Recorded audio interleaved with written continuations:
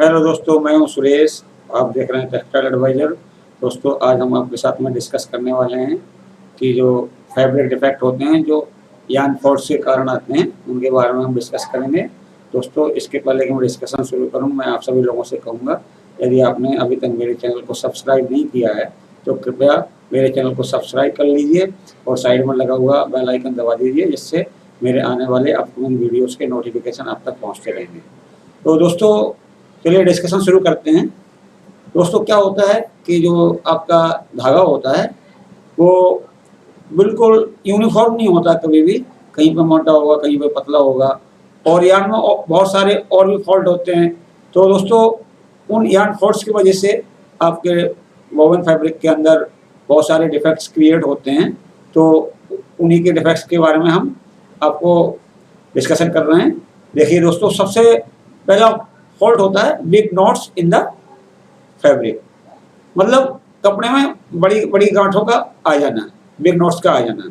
दोस्तों, ये जो बिग नॉट्स की प्रॉब्लम होती है, बहुत ही सीरियस प्रॉब्लम होती है। अगर आपके धागे में बिग नॉट आ रही है तो वो आपके कपड़े में तुरंत अपीयर होगी, और बिग नॉट अगर हम हटा देंगे, अगर हम बिग नॉट मेंडिंग के थ्रू निकालेंगे भी, तो वहाँ पे क्या हो जाएगा, कपड़े में होल बन जाएगा दोस्तों।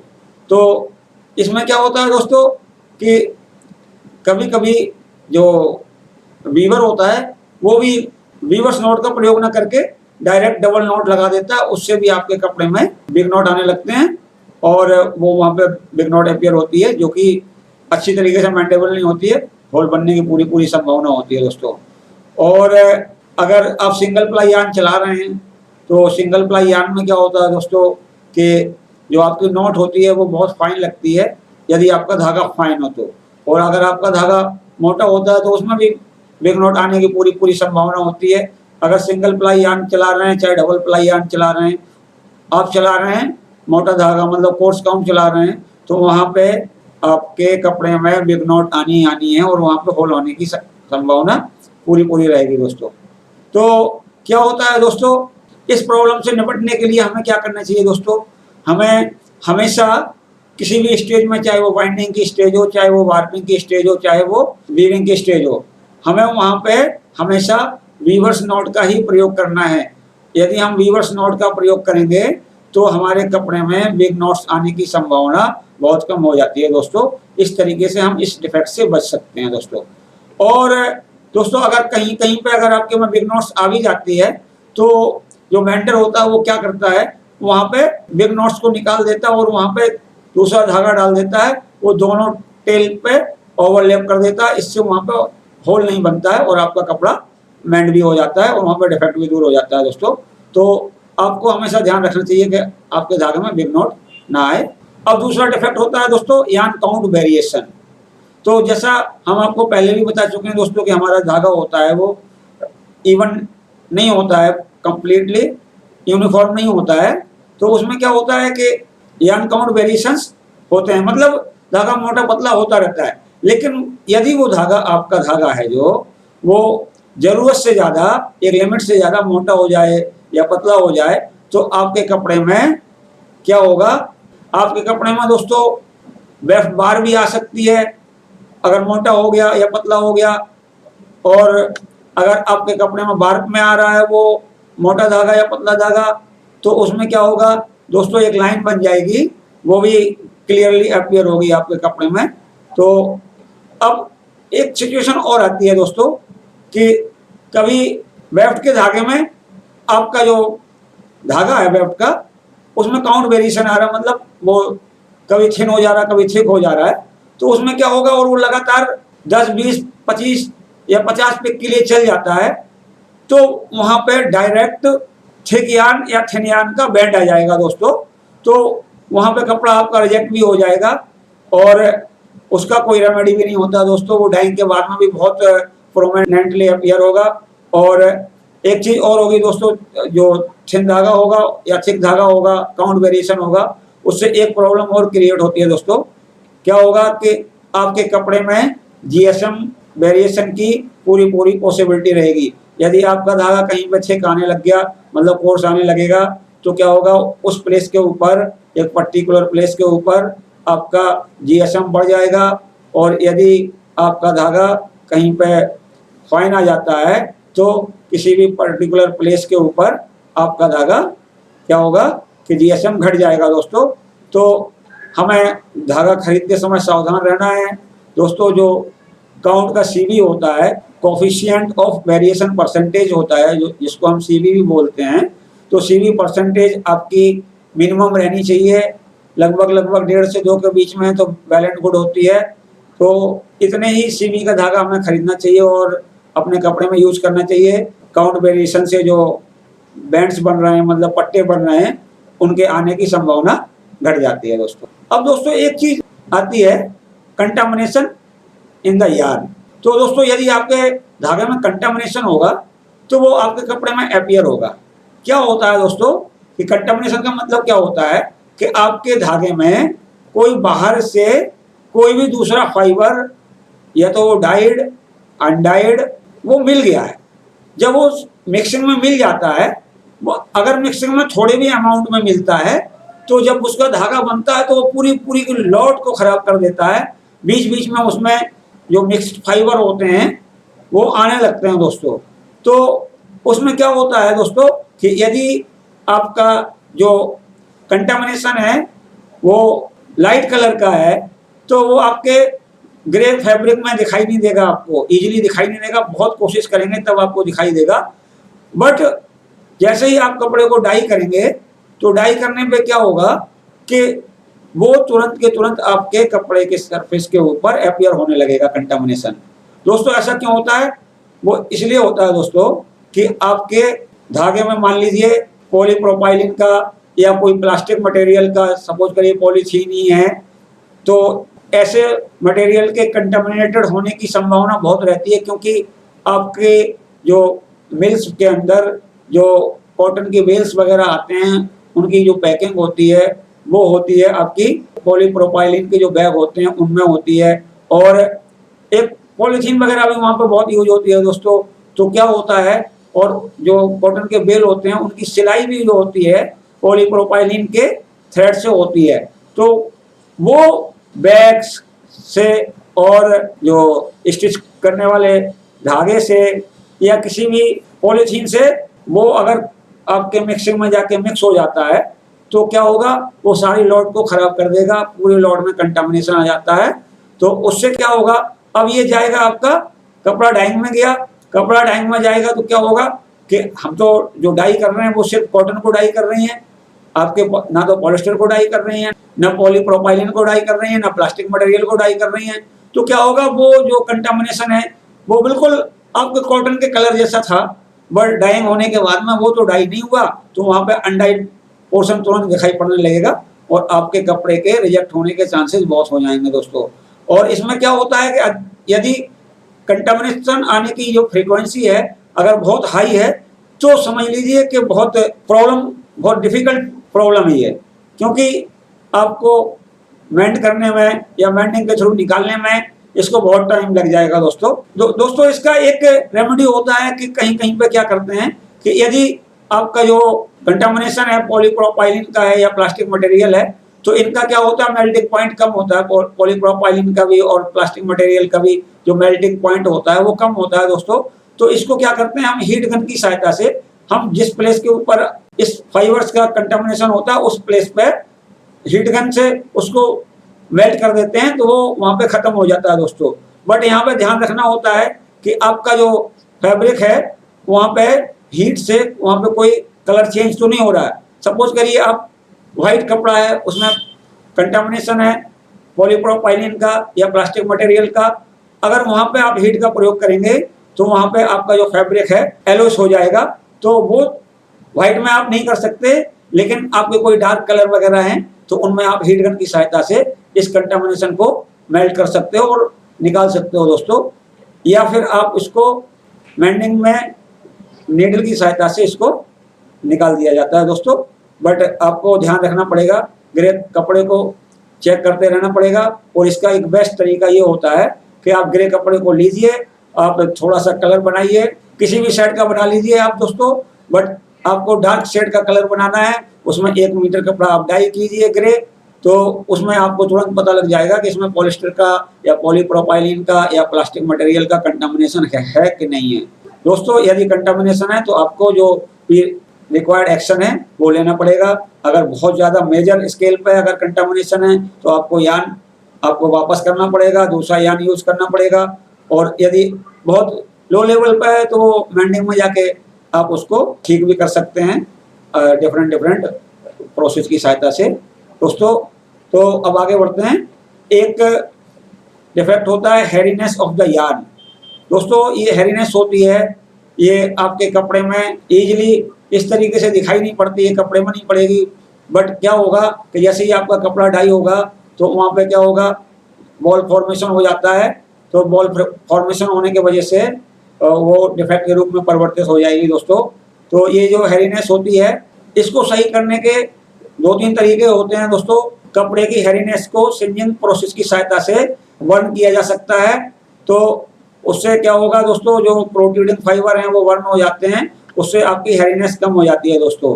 अब एक चीज़ और होती है दोस्तों कि यदि उसके बावजूद भी आपके कपड़े में कोई हेरीनेस दिख रही है तो हेरीनेस दिखने पर क्या होगा कि वो कपड़े का जो अपीयरेंस है वो खराब दिखाई देगा। तो उसमें हम क्या कर सकते हैं, उसमें कर सकते हैं दोस्तों, हम उस कपड़े को बायो पॉलिश कर सकते हैं। बायो पॉलिश से क्या होगा, जो प्रोट्रूडिंग फाइबर होते हैं वो खत्म हो जाते हैं लगभग। उससे आपका जो फैब्रिक अपीयरेंस है वो सुधर जाएगा दोस्तों। तो लेकिन आपको धागा खरीदते समय केयरफुल रहना है कि आपके धागे का जो हेरीनेस लेवल है वो ठीक ठाक होना चाहिए, एक्सेप्टेबल लिमिट में होना चाहिए, जिससे कि आपके कपड़े में प्रॉब्लम ना आए। दोस्तों एक होता है यार्न स्ट्रेंथ वेरिएशन। अब दोस्तों यार्न स्ट्रेंथ वेरिएशन बहुत इंपॉर्टेंट चीज़ है। इसमें क्या होता है दोस्तों कि कभी कभी आपके धागे में यार्न की जो स्ट्रेंथ होती है उसमें वेरिएशन आने लगता है दोस्तों। इससे क्या होता है कि जो आपकी जो टेंसाइल स्ट्रेंथ होती है बार वाइज और वेफ्ट वाइज होती है वो उसको इफेक्ट करता है। सपोज करिए आपके धागे में चलते चलते कहीं पर जो धागे की टेंसाइल स्ट्रेंथ कम आ गई तो दोस्तों बार्क में तो इतना ये इफेक्ट नहीं करता है, क्योंकि बार्क में क्या होता है, जब बीम बनता है आपका तो डिफरेंट पैकेज पूरे कपड़े में अलग अलग लगे होते हैं। मतलब डायरेक्ट बार्पिंग में सपोज करिए एक बीम बन रहा हो, 800 की क्रिल कैपेसिटी यूज कर रहे हो तो वहाँ पे तो 800 पैकेज लगे हुए हैं और आपकी जो वेरिएशन आ रही है स्ट्रेंथ में वो किसी धागे में कहीं पे आ रही है, वो किसी धागे में कहीं पे आ रही है, किसी धागे में कहीं पे आ रही, तो वो एक पर्टिकुलर प्लेस पर नहीं आएगी। और इसमें आपके कपड़े में क्या होगा कि जो स्ट्रेंथ वेरिएशन की प्रॉब्लम है बार वाइज तो नहीं आएगी दोस्तों, लेकिन वेफ्ट वाइज में ये बहुत खतरनाक रूप धारण कर लेती है। वो कैसे कर लेती है मैं समझाता हूँ दोस्तों।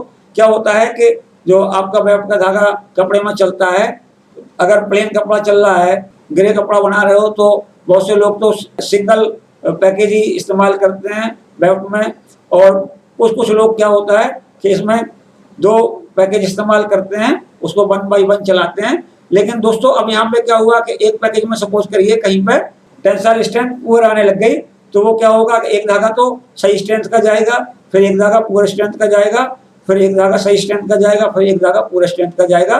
तो इसमें क्या होगा कि सपोज करिए वो 1000 मीटर निकल गया। अब 1000 मीटर जो बन गया है वहाँ पर वेफ्ट वाइज स्ट्रेंथ होगी वो जो पहले वाले कपड़े से जो नॉर्मल कपड़ा बन रहा था उससे कम हो जाएगी दोस्तों।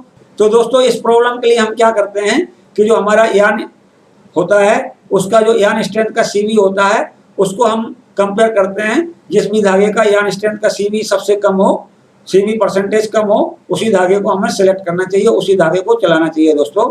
अब दोस्तों एक आता है डर्टी यार्न। तो क्या होता है दोस्तों, यदि आपके धागे में कोई धागा गंदा आ रहा होता है तो वो क्या होता है डायरेक्टली आपके फैब्रिक के ऊपर अपीयर होता है दोस्तों। तो इसमें एक चीज़ और होती है दोस्तों, क्या होता है कि कभी कभी आपके धागे में कोई डस्ट वगैरह, कोई मिट्टी वगैरह, कोई ऐसा डर्ट जो प्रोसेसिंग में जाके डिजोल्व हो जाता है वो बहुत खतरनाक रूप धारण कर लेता है दोस्तों। तो क्या होता है कि यदि आपके धागे में या मान के चलिए आपके बार और वेब के धागे में कहीं पर भी डर्ट है और वो प्रोसेसिंग में जाके डिजोल्व हो जाती है तो डिजोल्व होने के बाद में क्या होगा, आपके कपड़े में पिन होल क्रिएट कर देगा दोस्तों। तो हमेशा जो वीवर होता है, जो परचेजर है या टेक्नीशियन है, उसको हमेशा केयरफुल रहना चाहिए कि आपके कपड़े में में इस तरीके के जो पिन होल क्रिएट ना हो, उसके लिए आप अपने धागे को हमेशा चेक करें, तभी चलाएं कि इसमें कोई डर्ट तो नहीं है, कोई गंदगी तो नहीं है जो धागे के बीच में फंसी हुई है, बाद में प्रोसेसिंग में जाके डिजॉल्व हो जाए दोस्तों। तो इसके लिए हम आपको पहले भी डिस्कस कर चुके हैं कि आप धागे का अपीयरेंस बोर्ड बनाइए और उसको अच्छी तरीके से चेक करिए। दोस्तों एक डिफेक्ट और होता है जो कपड़े में अपीयर होता है, वो क्यों अपीयर होता है, वो होता है स्नॉल्स इन द यार्न। दोस्तों धागे में क्या होता है, अगर ज़्यादा ट्विस्ट होता है, हाई ट्विस्टेड धागा होता है, वो कहीं पर भी ढीला पड़ेगा, चाहे वेब इंसर्शन में ढीला पड़े, चाहे आपके वार्पिंग क्रिल पर ढीला पड़े, तो उसमें क्या होगा कि वो उसमें स्नॉल्स क्रिएट हो जाते हैं।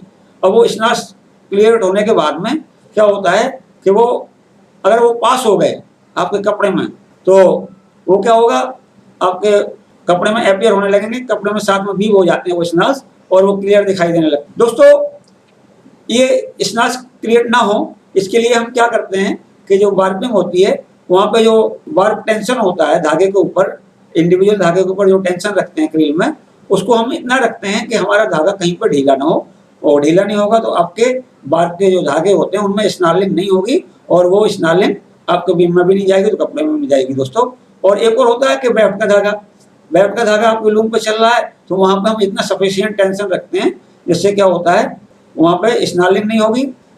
और एक चीज़ और होती है, यदि आपके धागे में स्नॉर्लिंग किसी भी कारण से हो रही, सपोज करो आपके पैकेज में स्नॉर्लिंग आ रही है, अगर पैकेज में स्नॉर्लिंग हो रही होती है तो ये वार्प में भी फॉल्स स्टॉपेज क्रिएट करते हैं, और आपकी जो वार्पिंग होती है वहाँ पे भी फॉल्स स्टॉपेज क्रिएट कर सकते हैं। और अगर ये पास होके बीम में चले गए तो लूम के ऊपर भी फॉल्स स्टॉपेज क्रिएट कर सकते हैं दोस्तों। तो ये जो स्नॉर्लिंग होती है या स्नॉल्स होते हैं, तो इसके लिए हमें हमेशा ध्यान रखना पड़ता है, वार्पिंग में भी और वीविंग में भी। वीविंग में हमें वेफ्ट में ध्यान रखना पड़ता है कि सफिशिएंट टेंशन हो, और वार्पिंग में हमें रखना पड़ता है क्रील के ऊपर जो टेंशन होता है उससे कि धागे ढीले ना पड़े और स्नॉर्लिंग ना हो। दोस्तों एक होता है slip of in the yarn. ये जो फॉल्ट होता है ये पैकेज फॉल्ट होता है दोस्तों। क्या होता है कि अगर आपका पैकेज है तो उसकी जो वाइंडिंग डेंसिटी है प्रॉपर नहीं है, या जो आपका वाइंडिंग ऑपरेटर है वो बीच में ही, पैकेज के बीच में ही यार्न बाइंडिंग का टेंशन है वो बढ़ा देता है, तो उससे क्या होता है कि किसी पैकेज की नोज होती है वो दब जाती है, दब के क्या होती है वो आगे को बढ़ जाती है और वो बहुत ढीली हो जाती है। तो जब ढीली हो जाती है और यही जो पैकेज होता है जो अनवाइंडिंग में जाता है, सपोज करिए वार्पिंग पे जा रहा है या आपका लूम पे वेफ्ट के रूप में चल रहा है, तो क्या होगा कि जब पैकेज खाली होने लगता है तो क्योंकि सॉफ्ट नोज है, उसकी नोज सॉफ्ट हो गई तो एक साथ में बहुत सारे कॉइल्स निकल के बाहर आ जाते हैं और वो सीधे निकल के चले जाते हैं आपके फैब्रिक में। तो फैब्रिक में चले जाते हैं, वहाँ पे बंच बन जाता है। तो बंच बन जाता है तो क्या होता है कि ये कपड़े में डायरेक्ट चला जाता है। बट ये क्या है कि अगर छोटे छोटे बंच जाते हैं स्लफ ऑफ होने की वजह से, तो ये आपके मेंडिंग में रिपेयरेबल हो जाते हैं दोस्तों। यदि अगर बड़ा बंच बन जाता है तो वहाँ पे क्या होता है, वो सही तरीके से रिपेयरेबल नहीं होता है, वहाँ पे रिपेयर होने के बाद में भी दिखाई पड़ता रहता है, वहाँ पे गैप हो जाता है दोस्तों। तो दोस्तों हमें हमेशा ध्यान रखना पड़ेगा कि जो हमारा यार्न आ रहा है उसमें कोई पैकेज स्लफ ऑफ डिफेक्ट तो नहीं है या सॉफ्ट नोज तो नहीं है दोस्तों। अगर सॉफ्ट नोज है तो हमें उस धागे को एक्सेप्ट नहीं करना चाहिए दोस्तों। एक डिफेक्ट और होता है missing ply in the double yarn. दोस्तों सपोज करिए आप अपने कपड़े में वार्प में या वेफ्ट में क्या चला रहे हैं, डबल यार्न चला रहे हैं, मतलब 2 प्लाई यार्न चला रहे हैं, 2 प्लाई चला रहे हैं, 3 प्लाई चला रहे हैं, या मतलब कहने का मतलब मोर देन 1 प्लाई चला रहे हैं। तो क्या होता है कि आपका जो डबलर होता है, डबलर के ऊपर क्या होता है कि 2 प्लाई 3 प्लाई जब आप करते हैं, डबलिंग करते हैं, दो सपोज करिए 2 प्लाई कर रहे हैं। अब 2 प्लाई करने में क्या होता है कि वहाँ पे सेंसर लगे होते हैं, जैसे ही आपका धागा टूटता है तो वो डबलर बंद हो जाता है, और जो आपका ऑपरेटर होता है डबलिंग का, तो वो क्या करता है कि थोड़ा धागा पीछे से उधेड़ देगा पैकेज से और फिर दोनों एंड्स को वहाँ पे गांठ मार देता है।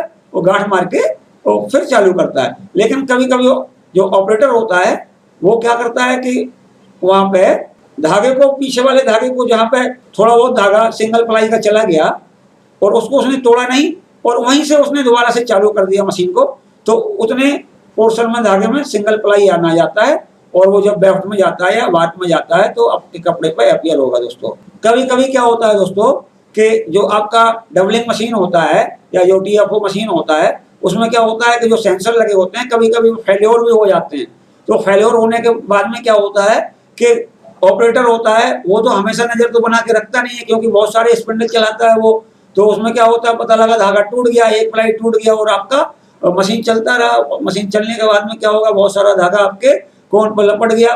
लपटने के बाद में ऑपरेटर जब आया उसने देखा ये तो सिंगल प्लाई हो गया, तो अब वो उसको अनबाइंड भी नहीं कर सकता उसको, तो उसको मजबूरी में वहां पे उसको आगे चलाना पड़ता है, वहीं से उसको डबल प्लाई करके चला देगा दोस्तों। लेकिन जब यही पैकेज आपके वार्पिंग पे जाएगा या वीविंग में वेफ्ट में यूज होगा, तो वहां पे वेफ्ट के बैंड क्रिएट करेगा, या वार्पिंग में क्या होगा कि सिंगल प्लाई हो जाएगा। उसके वजह से जो बीम होगा डबल प्लाई यार्न का, जो आपके लूम पे जाएगा वहां पे धागा टूटने लगेगा वहां पे, और आपका लूम का चलना मुश्किल हो जाएगा दोस्तों। तो आपको हमेशा ये ध्यान रखना पड़ता है कि आपका धागा जो आ रहा है उसमें कहीं पर सिंगल प्लाई यार्न तो नहीं आ रहा डबल की जगह पे बीच बीच में। दोस्तों एक चीज होती है lot mix in the yarn.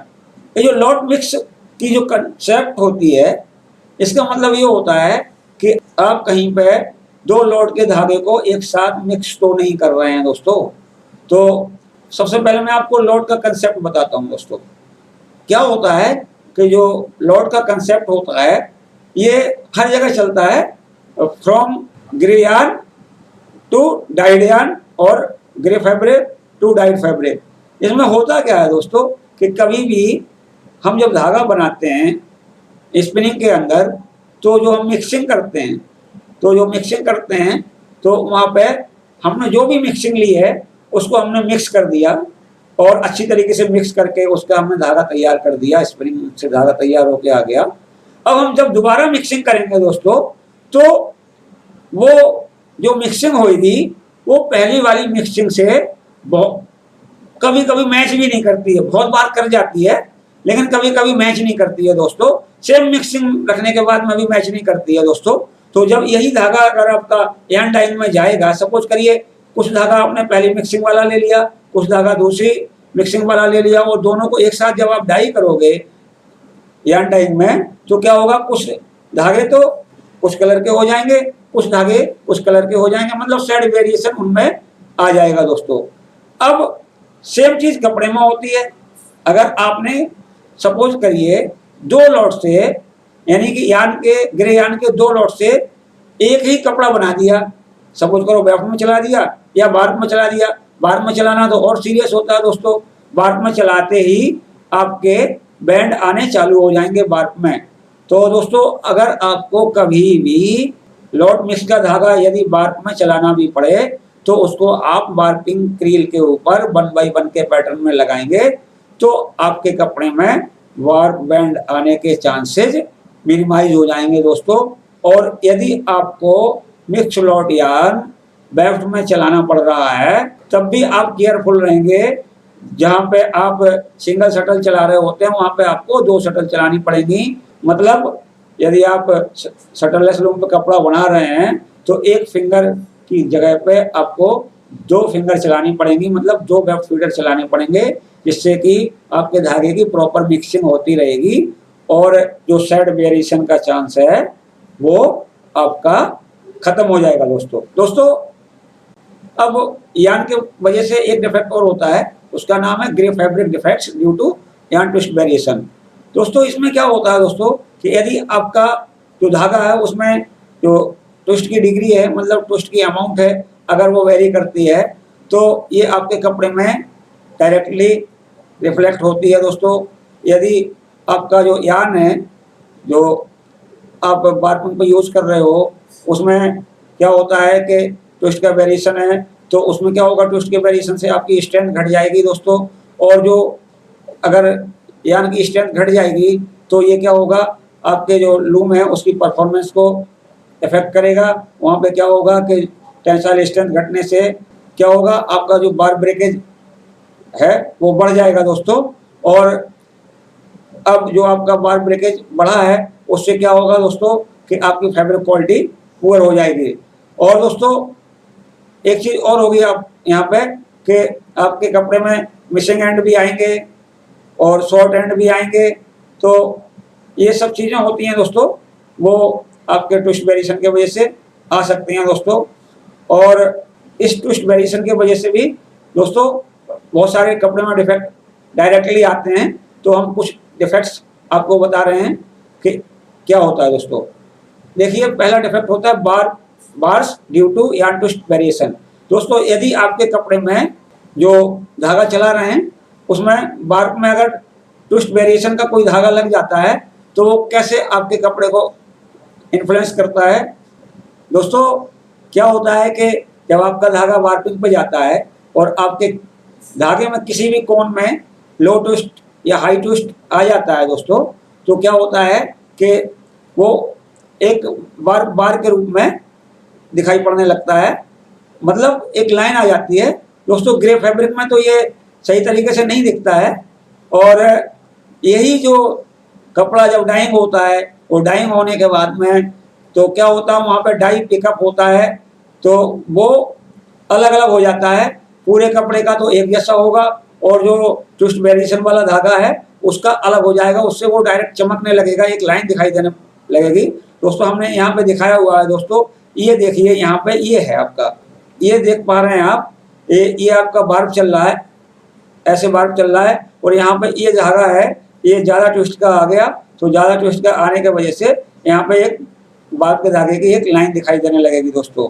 तो दोस्तों, इसी तरीके से यदि आपका जो धागा है वेफ्ट में अगर आ जाता है, किसी जगह पे धागे में ट्विस्ट वेरिएशन आ जाता है तो उसमें क्या होगा दोस्तों, अगर कम डिस्टेंस के लिए आता है, सपोज करिए 2-3 मीटर के लिए आएगा, तो उसमें क्या होगा, वेफ्ट बार क्रिएट हो जाएगी दोस्तों। और यही अगर ज़्यादा के लिए आएगा तो उसमें दूसरा डिफेक्ट आने लगेगा दोस्तों। तो अब देखिए दोस्तों, एक चीज़ और होती है कि यदि बार्ब के धागे में किसी एक बैग के अंदर, 2 बैग के अंदर, 3 बैग के अंदर एक साथ में ट्विस्ट वेरिएशन आ जाए तो क्या होगा, दोस्तों, और वो एक ही जगह पर लग जाए तो क्या होगा।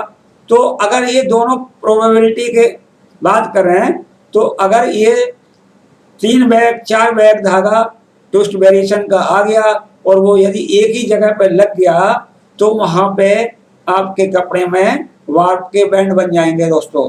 तो देखिए दोस्तों, कैसे बनेंगे वार्प के बैंड, मैंने यहाँ पे दिखाया हुआ है। ये देखिए दोस्तों यहाँ पे कि ये यहाँ पे ये जो धागे हैं ये ट्विस्ट वेरिएशन है, इसमें या तो लो ट्विस्ट है या हाई ट्विस्ट है, तो यहाँ पे एक बैंड बन जाएगा दोस्तों। तो हमें केयरफुल रहना पड़ता है धागा खरीदते समय। और सपोज करिए यही धागा जो आपके किसी एक बैग में आया, क्या आया, ट्विस्ट वेरिएशन आया, और यही धागा आपका किस में चल गया, वेफ्ट में चल जाता है, तो वेफ्ट में चलने पर भी वेफ्ट में बैंड बन जाएगा दोस्तों। ये मैंने ग्राफिक्स के माध्यम से दिखाया हुआ है दोस्तों। अब आगे बढ़ते हैं। एक डिफेक्ट होता है immature fibre in the yarn. कोई लोग बोलता है कि डेड कॉटन आ रही है, तो वो उसको भी एक्चुअली बोला जाता है immature fibre in the yarn. दोस्तों, यदि आपके कपड़े में इमेच्योर फाइबर हैं तो वो डायरेक्टली आपके फैब्रिक में रिफ्लेक्ट होंगे दोस्तों। और ये क्या प्रॉब्लम होगी दोस्तों, जब ये इमेच्योर फाइबर होंगे तो इनकी जो डाइंग एफिनिटी होती है बहुत पुअर होती है, और एफिनिटी पुअर होने की वजह से ये जो इमेच्योर फाइबर होते हैं इनमें डाइंग एफिनिटी कम होने की वजह से दोस्तों वहाँ पे जो बॉल होते हैं या जो इमेच्योर फाइबर होते हैं उनमें डाई पिक अप करने की जो कैपेसिटी होती है वो बहुत कम होती है दोस्तों। तो क्या होता है दोस्तों कि ये जो आपके होते हैं इमेच्योर फाइबर और ये डाइंग में जाएंगे, डाइंग में जाने के बाद जब आपका कपड़ा डाई हो जाएगा, डाई होने के बाद में जब कपड़ा आपका मिलेगा तो उसमें बॉल दिखाई पड़ेंगे, यानी कि अनडाइड पोर्शन दिखाई पड़ता है डायरेक्टली, जो कि एक्सेप्टेबल नहीं होता है दोस्तों। तो इसको हटाने का तरीका या इसको सही करने का तरीका दोस्तों क्या होता है दोस्तों, इसके लिए क्या करते हैं दोस्तों कि जब हम कपड़े की वेट प्रोसेसिंग करते हैं, मतलब कास्टिक के साथ में ट्रीटमेंट करते हैं, तो या तो आप जिगर के ऊपर कास्टिक की ओवरडोज कर देंगे तो वहाँ पर भी ये इमेच्योर फाइबर या जो वॉल्स होते हैं वो डिजॉल्व हो जाते हैं लगभग दोस्तों। या फिर हम इस कपड़े की मर्सराइजेशन करते हैं तो वहाँ पे ये मैक्सिमम लिमिट तक या एक्सटेंट तक ये इमेच्योर फाइबर ख़त्म हो जाते हैं दोस्तों। और दोस्तों अगर उसके बावजूद भी ये इमेच्योर फाइबर आपके कपड़े में रह जाते हैं तो इसको हटाने का एक ही तरीका होता है दोस्तों कि आपको अपने कपड़े को एंजाइम वॉश करना पड़ेगा। जब एंजाइम वॉश करेंगे तो जितने भी इमेच्योर फाइबर हैं वो एंजाइम वॉश के थ्रू सारे के सारे डिजॉल्व हो जाते हैं और आपका जो फैब्रिक का सरफेस है वो नीट एंड क्लीन हो जाता है दोस्तों। अब एक चीज होती है दोस्तों, the thick and thin place in the yarn. तो दोस्तों इसमें क्या होता है दोस्तों कि यदि आपके धागे में थिक एंड थिन प्लेस आते हैं तो वो आपके कपड़े में डिफेक्ट के रूप में दिखाई पड़ने लगते हैं दोस्तों। यदि आपका धागा है जो यार्न का जो डायमीटर है वो रेगुलर डायमीटर से अगर 50% ज़्यादा है तो और उस धागे की वहाँ पर लंबाई 8 से 12 मीटर तक है तो ऐसे यार्न को हम कहेंगे थिक प्लेसेस दोस्तों। और यदि आपके धागे की डायमीटर है रेगुलर डायमीटर से -50% है तो उसको हम कहेंगे दोस्तों थिन प्लेस। तो दोस्तों क्या होता है, ये यार्न रेगुलरिटीज होती हैं ये आपके धागे में अपीयर होती हैं दोस्तों। अगर ये बार्क में चल रही हैं दोस्तों तो बार्क में चलने पे क्या होगा, आपका जहाँ पे ये आएगा वहाँ पे अगर थिक हुआ तो थिक का दिखाई पड़ने लगेगा, वो थोड़ी थोड़ी दूरी पे आपका धागा है थिक दिखेगा फिर थिन दिखेगा। लेकिन दोस्तों जो मैंने ग्राफिक्स में दिखाया हुआ है ये थिक प्लेसेस चल रहे हैं धागे में और यहाँ पे देखिए दोस्तों, यहाँ पे मैंने ग्राफिक्स में दिखाया हुआ है ये थिन प्लेसेस चल रहे हैं। तो दोस्तों ये आप अगर इनकी फ्रीक्वेंसी ज़्यादा होती है तो आपके कपड़े में ये क्लियरली दिखाई पड़ते हैं, तो कभी कभी ये कपड़ा रिजेक्ट भी हो जाता है दोस्तों। तो दोस्तों ये जो थिक प्लेस होते हैं इनको तो हम मेंडिंग में निकाल सकते हैं यदि आपकी थिक प्लेसेस आने की जो फ्रीक्वेंसी है वो कम है, और यदि ज़्यादा होती है तो कपड़ा रिजेक्ट होने के चांस हो जाते हैं दोस्तों। और अब दोस्तों क्या होता है कि ये जो थिक प्लेस हैं या थिन प्लेस हैं यदि ये आपके वेफ्ट में आ जाएं और वेफ्ट में आएंगे तो क्या होगा, वेफ्ट में तो हम एक ही पैकेज यूज करते हैं, 2 पैकेज यूज करते हैं। तो जब हम वेफ्ट में इस तरीके का धागा यूज करते हैं और धागे के किसी भी पोर्शन में थिक प्लेसेज आने लगते हैं तो वो क्या करेगा, आपका जो थिक प्लेसेज के वेफ्ट बैंड बना देगा दोस्तों। यदि आपका धागा दोस्तों ये वेफ्ट में आ जाता है, थिन प्लेसेज आ जाता है तो ये आपका या तो दूर दूर पर दिखाई देगा थिन एंड थिक, और या ये कहीं कहीं पे वेफ्ट के बैंड भी बना सकता है थिन प्लेस के दोस्तों। मैं समझता हूँ जो मैंने आज टॉपिक डिस्कस किया है वो आप सभी लोगों को अच्छी तरीके से समझ में आया होगा दोस्तों। यदि आपको कहीं पर कोई डाउट हो तो क्लियर कर सकते हैं, आप कमेंट बॉक्स में जाके मुझसे क्वेश्चन कर सकते हैं, मैं आपको कमेंट बॉक्स में आंसर दूंगा दोस्तों। यदि दोस्तों आपको मेरा वीडियो अच्छा लगा हो तो अपने दोस्तों में शेयर करें, और दोस्तों फिर मैं आपसे कहूँगा यदि आपने अभी तक मेरे चैनल को सब्सक्राइब नहीं किया है तो कृपया करके मेरे चैनल को सब्सक्राइब कर लीजिए और साइड में लगा हुआ बेल आइकन का बटन दबा दीजिए, जिससे मेरे आने वाले अपकमिंग वीडियोज़ के नोटिफिकेशन आप तक पहुँचते रहेंगे। धन्यवाद।